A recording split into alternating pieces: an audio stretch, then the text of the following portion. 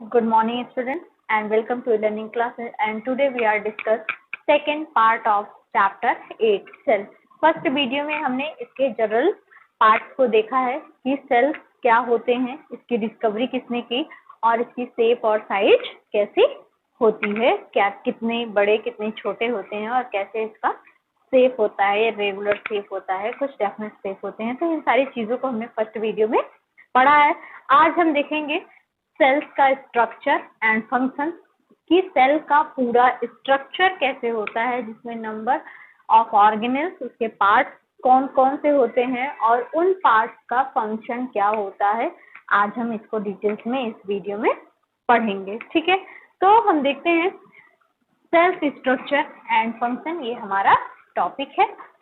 तो sales already हम जानते हैं कि जो ऑर्गन्स होते हैं, जैसे डाइजेस्टिव सिस्टम जो हमारा है, सर्कुलेटरी सिस्टम है ना, एक्सक्रीटरी सिस्टम, किडनी, हार्ट, ये सारी चीजें एक सेल यानी कि ऑर्गन जो है वो टिश्यू से बना है और टिश्यू जो है वो सेल से बना है। तो यानी सेल्स जो है सभी ऑर्गन की स्ट्रक्चरल एंड फंक्शनल यूनिट है। ठीक है, यानी कि similar type of cell made up of tissue, या भी बोल सकते हैं a group of cell is called tissue and tissue is the made up organ. Clear, यानी कि जितने ऑर्गन होते हैं, बड़े ऑर्गन सिस्टम होते हैं, वो किससे बने होते हैं? टिश्यू से, और टिश्यू जो होता है similar type of a cell. ठीक है, अब हम देखते हैं पार्ट ऑफ द सेल, यानी कि ये जो सेल होती है, क्या ये सेल सिर्फ ऐसे सिंगल नहीं होती, इसमें नंबर ऑफ पार्ट होते हैं जो कि स्पेसिफिक फंक्शन शो करते हैं। तो इसके पार्ट, सबसे पहले सेल मेम्ब्रेन हम देखेंगे, उसके बाद सेल वॉल। सेल वॉल जो होती है वो प्लांट सेल में पाई जाती है, एनिमल सेल में सेल वॉल नहीं पाई जाती है। साइटोप्लाज्म देखेंगे, उसके बाद न्यूक्लियस, माइटोकॉन्ड्रिया, ये सारी चीजें, और उसके बाद क्रोमोसोम जो कि न्यूक्लियस में पाया जाता है। थ्रेड लाइक स्ट्रक्चर्स होता है जिससे जीन्स प्रेजेंट होते हैं, और ये रिस्पॉन्सिबल होता है जो कैरेक्टर्स होते हैं वन जनरेशन से दूसरे जनरेशन में कैरी ऑन के लिए। तो ये सारे पार्ट हैं जिसको हमें इस सेल के स्ट्रक्चर में देखना है कि सेल का स्ट्रक्चर जो होता है उसमें ये सारी चीजें प्रेजेंट होती हैं और इनका सेल में स्पेसिफिक फंक्शन देखना है। ठीक है, क्लियर। तो अब हम देखते हैं, सबसे पहले हम सेल का स्ट्रक्चर देखेंगे कि ये कैसे दिखाई देते हैं सेल में, उसके बाद एक एक करके हम इनका फंक्शन डिस्क्राइब करेंगे। Okay student, this is a structure of a cell, ये सेल का स्ट्रक्चर है। अब हम इसमें देखते हैं, हमें ये दिख रहा है, इसमें बहुत सारी चीजें हमें दिख रही हैं, हम देखते हैं ये सारी चीजें क्या है। तो सबसे पहले हम देखते हैं ये सेल की जो बाहर की आउटर कवरिंग है, इसको हम कहते हैं सेल वॉल। क्या कहते हैं? Cell wall.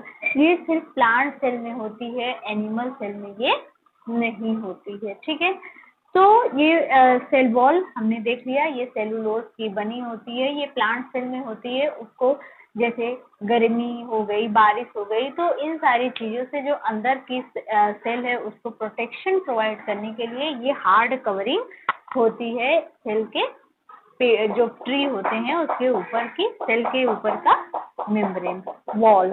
ठीक है, इसका नाम ही वॉल है, ये दीवार का काम करती है अंदर की सेल को। क्लियर हो गया सेल वॉल, लेकिन ये एनिमल सेल में नहीं होती है।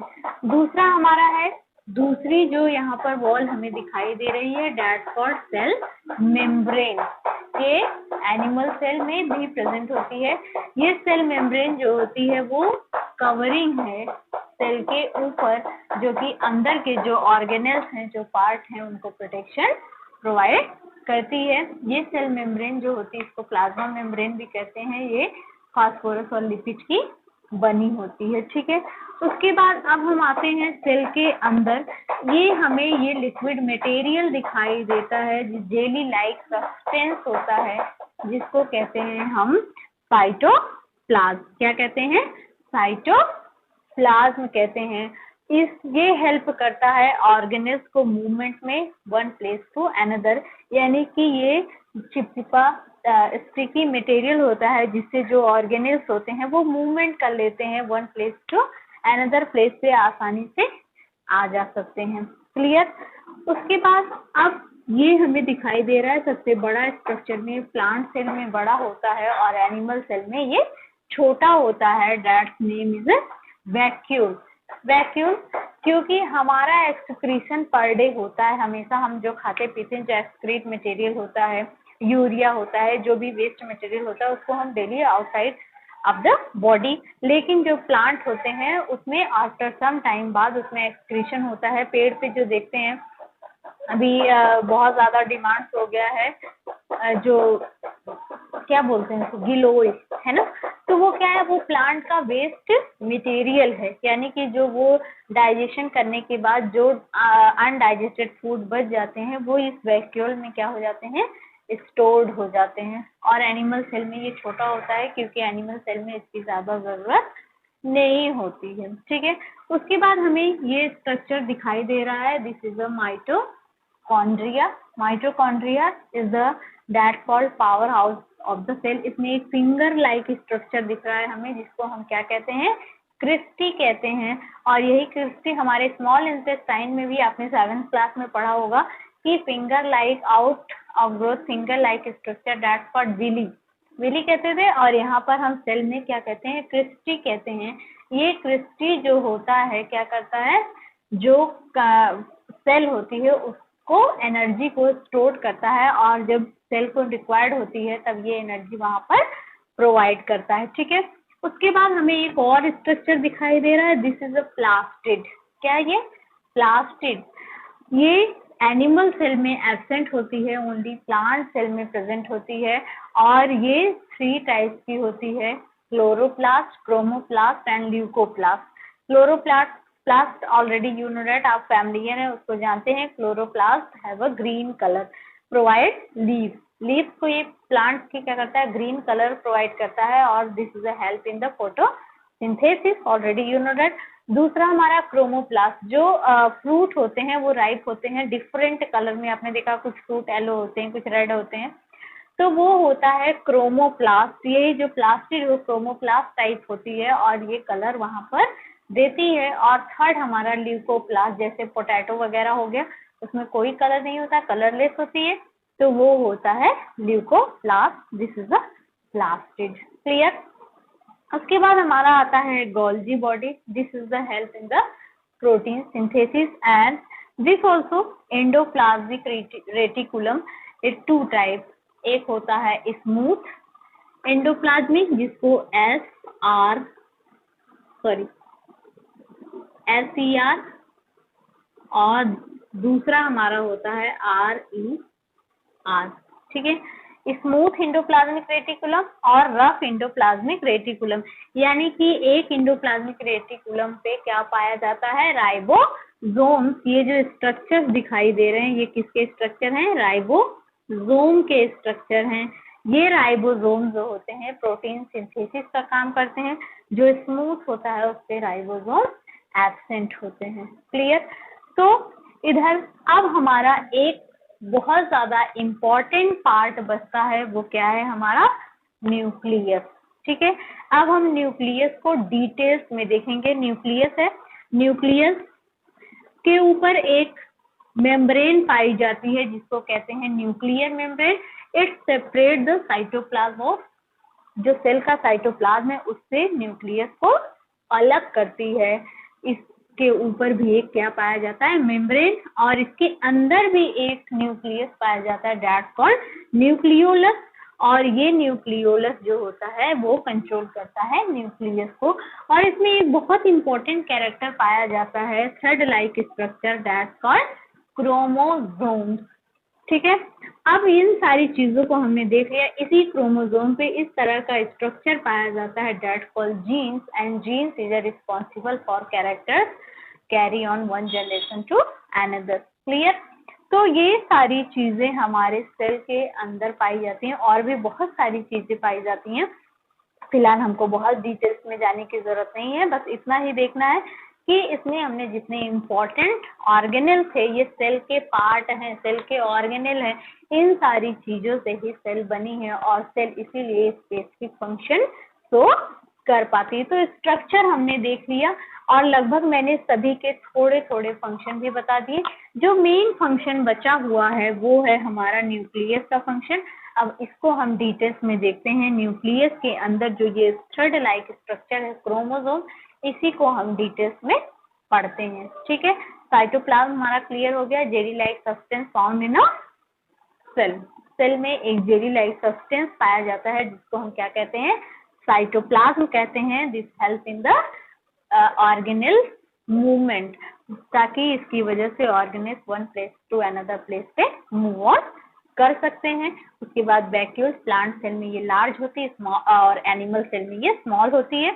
बिकॉज ऑलरेडी मैंने बता दिया है कि एनिमल सेल में इससे ज्यादा यूज नहीं है, जरूरत नहीं पड़ती है।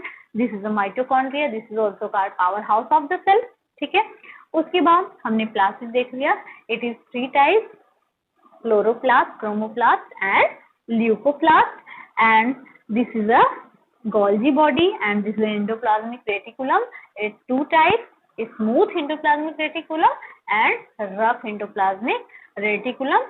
क्यों इसको स्मूथ और रफ कहा गया? जो रफ होता है उसपे राइबोसोम्स पाए जाते हैं and ribosome is the help in the synthesis of protein. Clear?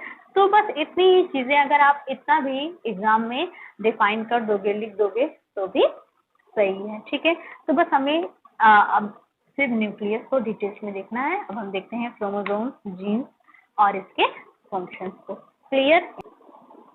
Okay student, तो अब हम देखते हैं न्यूक्लियस को डिटेल्स में। तो सबसे पहले हम न्यूक्लियस सेल में देख चुके हैं। न्यूक्लियस को क्या कहते हैं? Brain of the cell. Suppose में अगर हमारे अंदर ब्रेन नहीं होता तो क्या होता? हम भी पागलों जैसा काम करते हैं, हमें भी कुछ भी समझ में नहीं आता कि कब पढ़ना है, कब लिखना है, कब खाना है, कब पीना है। ये सारी चीजें हमारा कंट्रोल कौन करता है? हमारा ब्रेन करता है। हमें इतनी समझ आती है कि हमें कब क्या करना चाहिए, अपने टाइम को कैसे करना है, कौन सा काम कैसे करना है, इन सारी चीजों को समझते हैं। तो उसी तरह सेल में ये न्यूक्लियस जो है वो ब्रेन का कंट्रोल का काम करता है कि कब चीजों को क्या करना है, कब किसको एनर्जी देना है वो बताता है, कहाँ पे न्यू सेल का फॉर्मेशन करना है, कहाँ पे सेल्स टूट गए उसकी मरम्मत करना है। तो वो सारी चीजें जो होता है कौन कंट्रोल करता है? हमारा सेल के अंदर न्यूक्लियस करता है। न्यूक्लियस में एक और इम्पोर्टेंट स्ट्रक्चर जो कि हमें पढ़ना है दिख रहा है, thread like structure that called chromosomes. ये थ्रेड लाइक स्ट्रक्चर हमने यहाँ पर बना दिया। इसके ऊपर ये जो है ये क्या है? हमारा जीन है। जीन क्या है? ये जीन। जीन ही रिस्पॉन्सिबल होता है, अलग अलग क्रोमोसोम्स पे अलग अलग तरह के जीन होते हैं, अलग अलग कैरेक्टर्स के लिए जीन होते हैं। हम जानते हैं कि 23 pairs of chromosome is present in a human being. 23 pair chromosomes होते हैं किसमें? ह्यूमन बीइंग्स में। हमारे आप में 23 पेयर क्रोमोसोम्स हैं, जिसमें एक पेयर जो 23 पेयर नंबर का पेयर है वो क्या है? हमारा क्रोमोसोम्स है। This is a strand of DNA.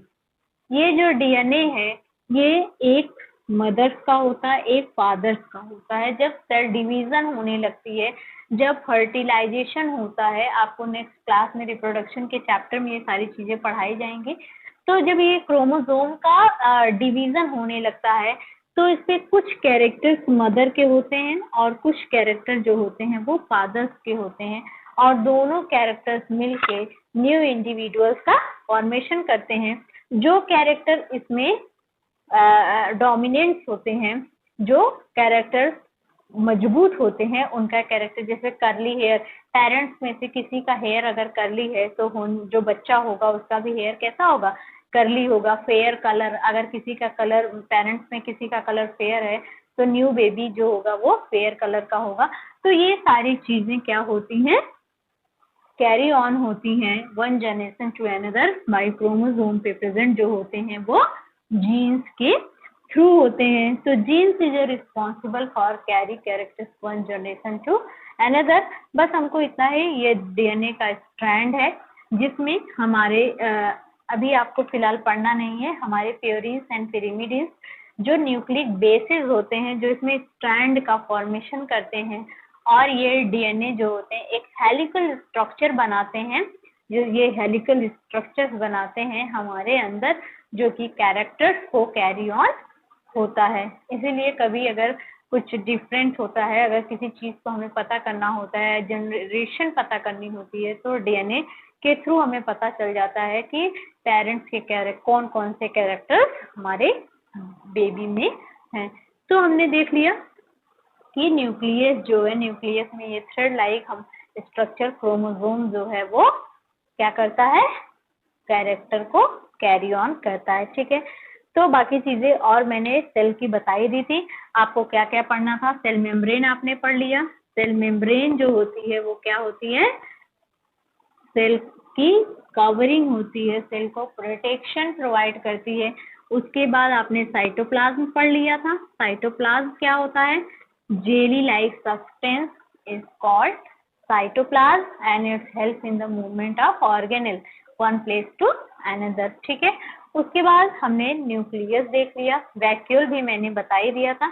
अब हमारा लास्ट टॉपिक इस चैप्टर में बचता है comparison between plant cell and animal cell. I hope so कि कुछ कंपैरिजन तो आपको पता ही होगा, जैसे वैक्यूल का हो गया, क्लोरोप्लास्ट हो गया, सेल वॉल हो गया, बस यही सारी चीजें कंपैरिजन में हम देखेंगे। उसमें प्रेजेंट होती है, उसमें एब्सेंट होती है, उसमें प्रेजेंट होती है, उसमें एब्सेंट होती है। और एक चीज और इसमें देखना है हमको, prokaryotic and eukaryotic cell.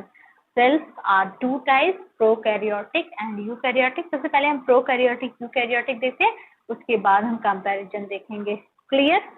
Okay student, तो सबसे पहले हम प्रोकैरियोट्स और eukaryote. Cell are two types, prokaryotic cell and eukaryotic cell. ठीक है, हमने सेल्स टू टाइप्स का देखा, प्रोकैरियोटिक एंड यूकैरियोटिक सेल दो तरह की होती हैं। सबसे पहले हम जान लेते हैं प्रोकैरियोट मीन्स क्या होता है और यूकैरियोट। प्रो मीन्स होता है प्रिमिटिव और कैरियन मीन्स न्यूक्लियस, यानी कि जिस ऑर्गेनिज्म में या फिर जिस प्लांट, जिस एनिमल, जिस यूनिसेलर मल्टीसेलर में प्रिमिटिव न्यूक्लियस पाया जाता है वो प्रोकैरियोटिक में आते हैं। और यू मीन्स ट्रू और कैरियन में न्यूक्लियस, जिसमें ट्रू न्यूक्लियस यानी कि full development well organised nucleus present होता है, वो यूकैरियोटिक टाइप ऑफ सेल होते हैं। ठीक है, तो देखते हैं क्या क्या दोनों में डिफरेंट क्या है। डिफरेंट के आधार पर हम दोनों में देखते हैं कि क्या होता है, कैसे। इसमें मोस्ट ऑर्गेनिज्म आर यूनिसेलर, जो प्रोकैरियोटिक होते हैं, जैसे अमीबा को हमने देखा था। अमीबा में क्या था, कुछ भी वेल ऑर्गेनाइज उसकी बॉडी में नहीं था, सिर्फ एक न्यूक्लियस था, उसमें न जीन्स, क्रोमोसोम्स, न्यूक्लियर मेम्ब्रेन, कुछ भी समझ में नहीं आ रहा था। सिर्फ और सिर्फ हमें थोड़ा साइटोप्लाज्म और वैक्यूल दिखाई दे रहे थे, और वो यूनिसेलुलर था, इतना छोटा था कि हम उसको अपनी आंखों से देख भी नहीं पा रहे थे, उसको माइक्रोस्कोप से देख पाते। तो उसमें वेल ऑर्गेनाइज्ड उसकी बॉडी नहीं थी, बस वो सेल सिंगल सेल होने के बावजूद भी अकेले एग्जिस्ट करने की कैपेबिलिटी थी उसमें। ठीक है, तो यूकैरियोटिक में हम देखते हैं मोस्ट ऑर्गेनिज्म आर मल्टीसेलुलर, इसमें ज्यादा से ज्यादा ऑर्गेनिज्म क्या होते हैं, मल्टीसेलुलर होते हैं, यानी कि वेल ऑर्गेनाइज होंगे। सिंपल सी बात है, जो सारे ऑर्गेनेल्स प्रेजेंट हैं तो वो मल्टीसेलुलर होंगे। ठीक है, उसके बाद दूसरा पॉइंट हमारा cell organelles of mitochondria, Golgi body, ribosome are absent. किसमें, प्रोकैरियोटिक में ये सारे सेल ऑर्गेनेल्स क्या होते हैं, एब्सेंट होते हैं। Cell organelles like mitochondria, ribosome, Golgi body are present. ठीक है, ये सारे, इसमें ये वेल ऑर्गेनाइज सेल है तो इसमें ये सारे ऑर्गेनेल्स क्या है, प्रेजेंट हैं। उसके बाद third point, nuclear membrane are absent. इसमें न्यूक्लियर मेम्ब्रेन नहीं होती, यानी कि साइटोप्लाज्म से न्यूक्लियस जो होता है वो अलग नहीं होता, उसी में कहा न्यूक्लियस, साइटोप्लाज्म सब एक साथ मिले होते हैं। इसमें न्यूक्लियर मेम्ब्रेन आर प्रेजेंट, इसमें न्यूक्लियर मेम्ब्रेन प्रेजेंट होती है जो कि साइटोप्लाज्म से न्यूक्लियस को अलग करती है। ठीक है, तो ये था हमारा यूकैरियोटिक और प्रोकैरियोटिक। इसमें एग्जाम्पल के लिए हम अमीबा रख सकते हैं, इसमें एग्जाम्पल के लिए हम ह्यूमन बींग्स या कुछ भी ले सकते हैं, प्लांट्स हैं, नंबर्स ऑफ प्लांट्स हैं, तो वो सारी चीजों को हम इसमें रख सकते हैं। ठीक है, तो हमने देख लिया, अगर ये डिफरेंस आता है आपको एग्जाम में तो आप इस तरह से लिख सकते हैं प्रोकैरियोटिक। अगर डेफिनेशन पूछी जाती है तो भी आप लिख सकते हैं, प्रो मीन्स प्रिमिटिव, यूकैरियोट्स मतलब न्यूक्लियस, एंड जिसमें प्रिमिटिव न्यूक्लियस पाया जाता है वो प्रोकैरियोटिक सेल होते हैं। इसमें मोस्टली जो होते हैं वो यूनिसेलुलर होते हैं और इसमें सेल ऑर्गेनेल्स कंप्लीटली एब्सेंट होते हैं, बहुत ज़्यादा नहीं होते, जैसे वैक्यूल्स वगैरह प्रेजेंट होते हैं। न्यूक्लियर मेम्ब्रेन जो होती है वो एब्सेंट होती है। और अगर यूकैरियोटिक का डेफिनेशन ओनली पूछा जाता है तो जिसमें ट्रू न्यूक्लियस प्रेजेंट होता है उसको यूकैरियोटिक कहते हैं। और ये वेल ऑर्गेनाइज्ड सेल होती है जिसमें सभी सेल ऑर्गेनेल प्रेजेंट होते हैं। ठीक है, तो इस तरह से हम डिफरेंस भी दे सकते हैं और दोनों के डेफिनेशन भी बता सकते हैं। क्लियर? अब हम देखते हैं comparison between plant cell and animal cell. Okay okay student, तो हम टॉपिक के लास्ट टर्म पर आ गए हैं। प्लांट सेल और एनिमल सेल में कंपैरिजन करना है, यहाँ पर तुलना देखना है कि क्या चीजें उसमें है क्या उसमें नहीं है। पहले ही मैंने स्ट्रक्चर में बता दिया था कि ये सारी चीजें प्लांट में पाई जाती हैं, एनिमल में नहीं पाई जाती हैं, तो यही वही सारी चीजें यहाँ पर भी आपको देखना है। तो आइए देखते हैं comparison of plant and animal cell, plant cell और एनिमल सेल। पहला point, in plant cell cell wall are present. Plant cell में सेल वॉल प्रेजेंट होती है जो कि मैंने बताया सेलुलोज की बनी हार्ड कवरिंग होती है, जो कि विंड और गर्मी, जो बहुत गर्मी बढ़ जाती है, हम लोग तो कूलर एसी पंखा चला लेते हैं, लेकिन पेड़ को क्या होता है, उसको कुछ नहीं मिलता, तो वो क्या करता है, वो बल्कि लोगों को चीजों को देता है, लेता नहीं किसी से कुछ, है ना। तो उनको कवरिंग के लिए गॉड ने पहले से ही चीजों को उनको प्रोटेक्ट करने के लिए प्रोवाइड किया हुआ है, इसीलिए उनके सेल के ऊपर सेल की प्रोटेक्शन के लिए, ताकि अंदर का पार्ट इंजर्ड ना हो, इसके लिए उसके ऊपर एक मोटी कवरिंग होती है सेल वॉल की। और in animal cell cell wall are absent. Animal cell already वो जानते हैं कि ये अपनी सुरक्षा कर सकते हैं, बोल सकते हैं, लोग चीजों को मांग सकते हैं या फिर ऐसी प्लेस पर आ जा सकते हैं जहां पर उनको प्रोटेक्शन मिल सकता है, इसीलिए सेल वॉल एब्सेंट होती है। बट ऐसा नहीं है, एनिमल सेल में सेल वॉल एब्सेंट होती है। दूसरा point, in plant cell plastid are present. Plant cell में प्लास्टिड, क्योंकि ये लाइफ टाइम कलरफुल होते रहते हैं, पत्तियां एक बार आई और फिर झड़ जाती हैं, फिर से नई एकदम ग्रीन पत्तियां आती हैं, फ्रूट आते हैं, फिर खत्म होते हैं, फिर नए फ्रूट आते हैं। तो पूरी लाइफ प्लांट जो होते हैं वो कलर, उनको कलर की जरूरत होती है। लेकिन हमारा आपका क्या है, एक बार जो कलर हो गया, एनिमल्स को देख लो, चाहे डॉग काऊ कैट जो भी देख लो, वो एक बार जैसा बॉन्ड कर गए वो पूरी लाइफ लॉन्ग ऐसे ही रहेंगे, ना वो कभी लाल होंगे, ना हरे, ना पीले, ना नीले, ऐसा नहीं होता है ना। तो in animal cell plastid are absent, इसीलिए एनिमल सेल में जो प्लास्टिड की जरूरत ही नहीं होती, तो प्लास्टिड जो होती है वो क्या होती है, एब्सेंट होती है। मैंने बताया है पहले ही, plastid how many types of plastid, 3 types, chloroplast, chromoplast and leucoplast. इसको आप याद रखेंगे, अपर क्लासेस में आपको इसकी जरूरत पड़ेगी। इन 9th क्लास, तुरंत ही 8th के बाद 9th में जाओगे तो ये सारी फिर से सेल आपको पूरा डिटेल्स में पढ़ाया जाएगा। उसके बाद थर्ड पॉइंट आता है हमारा, in plant cell found large vacuole. हमने बताया कि प्लांट सेल में जो वैक्यूल की साइज होती है वो बड़ी होती है comparison to animal cell. In animal cell vacuole are very small.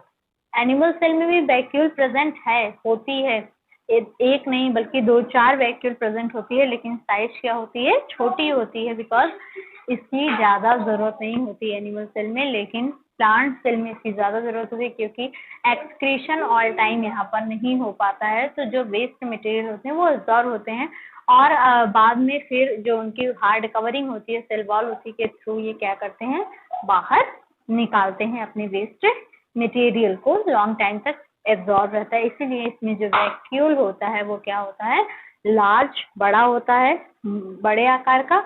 और एनिमल सेल में जरूरत नहीं होती, इसलिए इसका आकार कैसा होता है, छोटा होता है। ठीक है, तो ये था एनिमल और प्लांट सेल में कंपैरिजन, या फिर हम डिफरेंट भी बोल सकते हैं।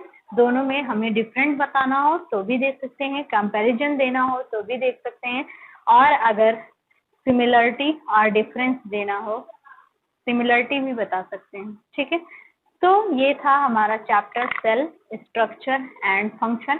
सेल का स्ट्रक्चर आपने देखा कि सेल किस किस तरह का होता है, स्फेरिकल होता है, इलोंगेटेड होता है, पॉइंटेड होता है, सारी चीजों को देखा। कुछ इरेगुलर शेप के होते हैं हमेशा, अमीबा जैसे हो गया, और WBC हमने बताया था। तो ये सारी चीजें हमने देखा इस चैप्टर में। उसके बाद हमने सेल ऑर्गेनेल देखे, यानी कि पार्ट ऑफ द सेल, जो इम्पोर्टेंट पार्ट है सेल को प्रोटेक्शन प्रोवाइड करने के लिए और सेल में स्पेसिफिक कैरेक्टर ऑर्गन बनाने के लिए, जो ऑर्गन सेल ने ही ऑर्गन बनाया है जिससे कि हमारी बॉडी सारी एक्टिविटी करे, हमारे अंदर ब्लड सर्कुलेशन हो रहा है, एक्सक्रीशन हो रहा है, डाइजेशन हो रहा है, रेस्पिरेशन हो रहा है ना, ट्रांसपोर्टेशन हो रहा है। तो ये सारी चीजें कि कौन बनाया है? सभी जो स्पेसिफिक ऑर्गन है हमारे, वो एक सिमिलर टाइप ऑफ सेल, और सेल मिलकर टिश्यू बनाए। Group of cell is called tissue and tissue made up of organ. ठीक है, तो ये सारी चीजें हमने इस चैप्टर में पढ़ लिया। आई होप कि आपको समझ में आ गया होगा। अब नेक्स्ट चैप्टर हम नेक्स्ट वीडियो में देखेंगे। ठीक है, थैंक यू क्लास।